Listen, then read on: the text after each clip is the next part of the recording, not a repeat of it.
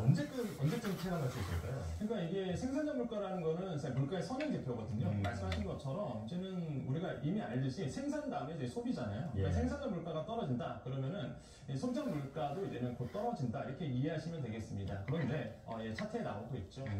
생산자 물가 보면은요, 뭐 공산품 같은 경우는 석유 가격은 석유 때문에 좀 떨어졌는데 보듯이 식료품 가격, 그러니까 수산물 아니면 농산물 가격은요 올랐습니다. 이게 전월 대비해서 배추가 한 61%, 그다음에 피망이 55%다 올랐죠. 축산품도 올랐습니다. 돼지고기가 전월 대비입니다. 16, 그다음에 쇠고기가 한 11% 올라서 지금 뭐 김치에 뭐 보쌈 많이 드시는 분들은 사실상 좀 어렵다. 이렇게 너무 많이 올라갔고요. 그래서 수산물, 뭐 축산물, 농산물 가격은 뭐 전월 대비해도 떨어지지 않고 오히려 올랐다라는 말씀드리겠고요. 그래서 전체적으로 본다 그러면 0.2% 생산자 물가는 하락한 건 맞습니다. 전월 대비해서. 그런데 문제는 이게 전월 대비해서 2달 연속 하락한 거지 전년 동월 대비해서 본다 그러면 오히려 1% 올랐거든요. 그러니까 사실상 이게 체감이 되려 그러면 작년에도 물가가 굉장히 높았는데 올해도 사실상 생산자 물가가 전년 동월 대비해서 1% 올랐다는 얘기는 아마 체감하기에는 조금 더 시간이 걸릴 거라고 지금 보고 있습니다. 그렇기 때문에 이런 통계 지표를 정확하게 아시는 것이 굉장히 중요하겠다고 좀 말씀드리겠습니다. 예, 생산자 물가 지수는 떨어졌지만 이제 장을 보면서 그걸 느낄 때까지는 시간이 좀 걸릴 것 같다 말씀해 주셨는데요. 자, 수산물도 알아보겠습니다. 제철 수산물이 사라지고 있다라는 얘기까지 나오고 있는데 이런 금수산물 분위기 앞으로 얼마나 이어질 것으로 보입니까? 보통 시장에서 지금 피시플레이션 이런 얘기를 합니다. PC와 인플레이션 합성으로서 요즘에 또 피시플레이션, 축산물 가격, 그러니까 수산물 가격 때문에 물가 걱정이야 이런 분들이 좀 많아졌거든요. 지금 전어 가격이 184% 올랐습니다. 지금 보시면 나올 거 있죠. 가을 제철 많이 좀 사라진 것 같습니다. 지금 전어 먹어야 되는데 비싸서 못 먹는다는 얘기가 나오거든요. 근데 그럴 수밖에 없는 게 지금 다 보시면요, 이제 수원 상승 때문에 지금 굉장히 수산품 가격이 굉장히 오르는 상태입니다. 그러니까 가장 이유는 두 가지예요. 일단 남해, 그 다음에 이제 수원 상승. 그래서 전어 같은 경우가 원래가 한 14도에서 21도 사이에서 이제 잘 자라는데, 근데 이게 지금 평균 9월과 10월의 평균 수온이 지금 보니까 27도가 됐습니다. 그러니까 사실상 전어가 살기에는 굉장히 어려운 환경이 되는 거예요. 그러니까 공급도 안 되죠. 거기에다 남해까지 돼버리죠. 그러니까 사실상 가격이 굉장히 오를 수밖에 없다. 그래서 지금 아까 본 것처럼 거의 뭐 184% 오를 정도로 수산물도 먹기 힘든 가격으로 지금 되어가서 아마 뭐 정말로 먹는 게 더 오르는 거. 어차피 다 단백질 있는 거예요. 축산품 오르죠, 수산물 오르죠. 그러니까 가정주부 입장에서 본다 그러면 아마 뉴스 보시는 분들은 아이고야 이게 또 지갑이 얇아지겠구나 이런 생각밖에 안 드신다. 다 양식으로 이제 바꾸든 채소도 그렇고 수산물도 그렇고 기후 변화의 영향이 큰 상황인데. 자, 그런데 지금 정세 영향으로 또 변동하고 있는 것이 있습니다. 바로 기름값이죠. 맞습니다. 자, 조금 전에 유류세 인하폭이 축소되면서 이제는 휘발유 가격, 경유 가격이 좀 오를 것이다 이렇게 예상이 되는데 중동 정세 때문에 국제 유가가 또 근본적으로 오르고 있습니다. 자, 이렇게 되면 우리 유가에도 또 영향을 주겠죠. 주죠. 그나마 다행인 게 왜냐면 기름이 생산하는 생산하는 전월 대비해서 떨어졌다라고 이제 봤던 것이 통계에 잡혔던 것이 기름값이 그동안 좀 하락했었습니다. 안정화세도로 갔었어요. 그러다 보니까 그나마 좀 도움이 됐는데 근데 다시 최근에 기름값이 뛰고 있습니다. 지금 보시면은 중동 우려 때문에요. 다시 이제는 원유 가격이 뛰고 있는데 서부 텍사스유 같은 경우가 이게 2.43% 지난밤에 올랐습니다. 그다음에 두바이유도 0.61% 오르면서 70달러선 아래로 딱 떨어졌다가 다시 한번 70달러선 위로 지금 올라오고 있는 추세고요. 이게 다시 한번 유가가 뛰다 보니까 또 앞으로 우리나라의 경제에 영향을 줄 수밖에 없겠죠. 왜 그러냐면 우리나라는 이제 에너지 수입국이잖아요. 이미 다 아실 겁니다. 그러면 유가가 오른다, 기름가가 오른다? 그럼 당연히 우리는 돈을 주고 사와야 되다 보니까 물가가 높아지게 돼요. 그럼 수입 물가가 높아진다. 그럼 소비자 물가 상승에도 영향을 주겠죠? 근데 물가가 높아지면 무슨 문제가 생기느냐? 물가가 떨어질 것 같아서 지금 금리 인하를 지금 단행하고 있는데 금리 인하에 대한 속도가 느려지게 되겠죠. 그러면 긴축 상태가 또 오래 갑니다. 그러면 고금리 상태가 오래되고 긴축 상태가 오래되면 서민들이 그동안 너무 힘들었는데 그 기간에 더 오래 지속이 되는 거예요. 그러니까 사실상 이게 서민들의 생활 경제에 또 악영향을 미치게 되는 부분이 있겠죠. 그래서 이런 부분들이 좀 우려스러운 부분이 있어요. 그래서 제발 지정학적 리스크가 좀 빨리 해소가 돼서 유가가 좀 안정화되기를 좀 다시 한번 희망해 보겠습니다. 물가뿐 아니라 금리나 이런 경제 정책에도 변화가 예상된다 이렇게 말씀을 해주셨는데요. 자, 사실 뭐 거의 다 오늘 먹었네. 주식 얘기도 좀 준비를 했었는데 네, 이것저것 살펴보느라고 네, 여기서 인사를 드려야 될 것 같습니다. 다음에 다시 모시고 이야기 듣도록 하겠습니다. 자, 권혁중 경제평론가와 함께했습니다. 고맙습니다. 네, 감사합니다. 시박.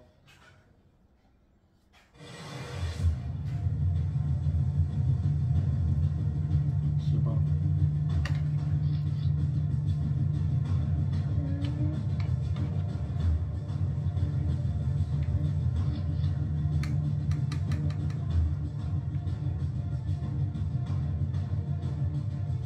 시박.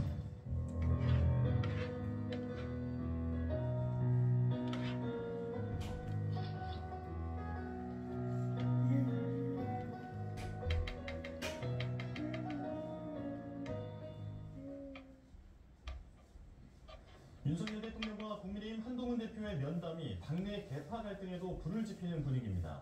친한계에선 대통령실의 의전 등을 두고 실망을 넘어 분노하는 분위기마저 감지되는데 친윤계는 한 대표 스스로 신뢰를 회복해야 한다며 시각차를 드러냈습니다. 임성재 기자입니다. 대표가 윤석열 네. 대통령과 한동훈 대표의 면담 다음 날 친한계를 중심으로 한 대표가 푸대접을 받았다는 날선 반응들이 쏟아졌습니다. 회동 전 20여 분의 기다림부터 자리 배치는 의전 방식까지 과연 윤 대통령이 한 대표를 집권여당의 대표로 인정하는지부터가 의구심이 든다는 겁니다. 윤석열 대통령이 산 두 팔을 식탁 위에 올려놓고 앉아 계시고 그다음에 그 비서실장과 그 앞에 이제 우리 한 대표가 뒤통수만 보이는 모습으로 보면 마치 그게 무슨 이제 교장 그 선생님이 학생들 놓고 훈시하는 듯한. 특히 한 대표가 인적 쇄신을 요구한 거로 알려진 인사가 윤 대통령과 한 대표의 산책에 동행하고 대통령실 공식 배포 사진 곳곳에 등장한 건 그 의도가 다분하다는 해석도 나왔습니다. 친윤계는 그러나 성과 없는 회동은 한 대표가 윤 대통령과 신뢰관계를 쌓지 못한 것에서 비롯된 거라고 반박했습니다. 첫 술에 배부를 수는 없는 만큼 한 대표 스스로 신뢰 회복에 적극적으로 나서야 한다는 당도 같은 맥락으로 해준 거 읽힙니다. 아니었어? 대통령께서도 한동훈 대표님의 의견을 뭐 경청하신 장관인가 뭔가 만큼 했었어. 저는 우리 한동훈 대표님께서도 맞아. 대통령과의 신뢰 회복을 위해서 조금 노력해 주셨으면 좋겠다. 신뢰 회복 대표가 방식은 이른바 김여사 3대 요구처럼 대통령을 공개 압박하는 모양새가 돼선 안 된다는 뼈있는 말도 이게 나왔습니다. 장난인 줄 알아. 김여사 문제를 필두로 사안마다 시간을 장난인 줄 달리해온 알아. 친한 다 친윤 먹었잖아, 사이 갈등이 거의. 이번 회동을 계기로 폭발하는 듯한 기류도 감지됩니다. 윤 대통령과의 80여 분 만남 뒤 곧장 귀가한 한 대표와 달리 추경호 원내대표는 같은 날 대통령과 만찬을 했다는 사실이 알려진 게 도화설이 됐습니다. 추 원내대표는 연락이 와서 잠시 들른 것뿐이라며 확대 해석에 선을 그었지만 잠시 연락이 있어서 함께 여러분들하고 있는 자리에 제가 잠시 갔던 것이 키워줬는데 사이가 안 좋은 거. 통상 다른 사람이라도. 있는 일로 그렇게 저는 알고 있습니다. 친한계는 전형적인 갈라치기다. 추 원내대표가 정치적 함의를 모를 리 없다 감정 섞인 반응을 보였습니다. 윤 대통령과 한 대표의 만남이 가시적인 성과가 없을 뿐더러 대파간 갈등의 골만 더 깊게 했다는 평가가 적지 않습니다. 다음 달 예고된 야당 주도의 김여사 특검 전국 등을 앞두고 한 대표의 다음 행보에 시선이 쏠리는 이유입니다. YTN 임성재입니다. 검찰이 김건희 여사를 무혐의 처분하면서 압수수색 시도도 하지 않아 논란이 되는데요. YTN 취재 결과 휴대전화나 주거지를 압수수색하지 않은 건 이재명 더불어민주당 대표의 대장동 수사나 부인 김혜경 씨 법인카드 유용 의혹 수사 때도 마찬가지였던 것으로 확인됐습니다. 신지원 기자입니다. 김건희 여사를 불기소 처분한 검찰이 김 여사에 대한 압수수색 시도조차 하지 않아 논란이 불거졌습니다. 야당 의원들은 이재명 더불어민주당 대표의 부인 김혜경 씨의 법인카드 유용 의혹 수사를 예시로 들며 피의자에 대한 압수수색 필요성을 강조했습니다. 피의자 김건희 휴대폰 압수했습니까? 김혜경 씨 수사는 저렇게 했어요. 7만 8천 원 가지고 압수색 몇 번 했습니까? 130번. 그러나 YTN 취재 결과 이 사건 수사 당시 김 씨의 휴대전화나 주거지에 대한 압수수색 영장이 청구된 적은 한 번도 없는 것으로 확인됐습니다. 법인카드를 사용한 식당이나 담당 공공기관에 대해서는 압수수색이 이루어졌지만 김 씨 본인에 대한 강제 수사는 없었던 겁니다. 이재명 더불어민주당 대표 수사 역시 마찬가지입니다. 짜짜까 대장동 개발 비리나 성남FC 후원 의혹 사건 수사 당시 이 장난인 줄 대표 알아 대신 이놈이. 측근들의 휴대전화와 주거지에 대해서만 압수수색 영장이 청구된 것으로 확인됐습니다. 검찰의 봐주기 압수수색 논란은 지난해 윤석열 대통령 처가 의혹에 관한 수사 때도 똑같이 불거졌는데 당시 한동훈 법무부 장관은 이 대표 사건을 꺼내며 반박하기도 했습니다. 민주당이 이재명 검사가 휴대폰 압수수색을 안 해서 탄핵을 해야 된다라고 말씀하신다면 이재명 수사 때 중앙지검에서 휴대폰 압수수색을 한 번도 하지 않았습니다. 머리 만지는 거야. 먼저 탄핵해야 할 겁니다. 형사소송법상 강제수사는 최소한도 범위 내에서 해야 한다는 원칙이 있지만 정치권에서 민감한 사건마다 유불리에 따른 전쟁의 도구로 삼고 있는 겁니다. 압수수색만이 수사의 정답은 아니지만 정치적 사건에서 비슷한 논란이 반복되며 사법 부실을 치고 있습니다. YTN 신재원입니다. 공직자는 외국 정부나 외국인한테서 선물을 받을 경우 일정 금액이 넘으면 신고를 해야 하는데요. 이 공직자 선물 신고의 가장 투철한 인사는 법무부 장관 시절에 한동훈 현 국민의힘 대표였던 것으로 나타났습니다. 전민우 기자입니다. 법은 지켜놓고.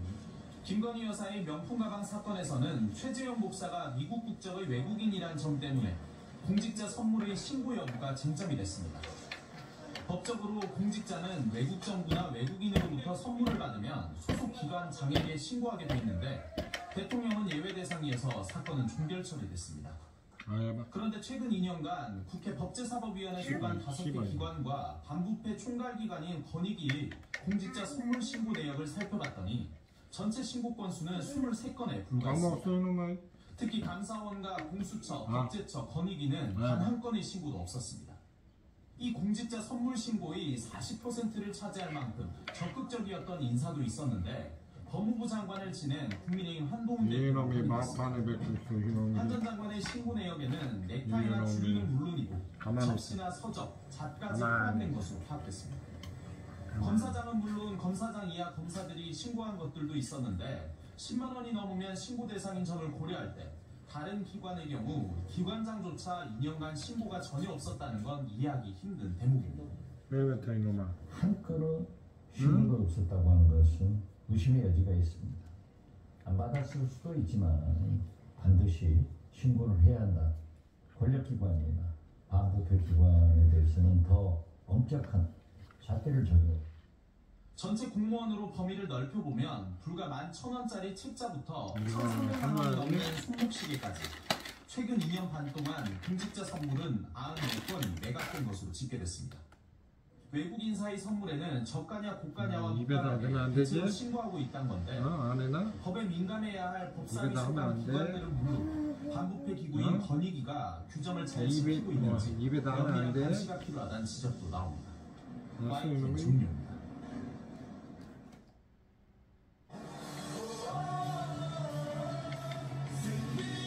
하지만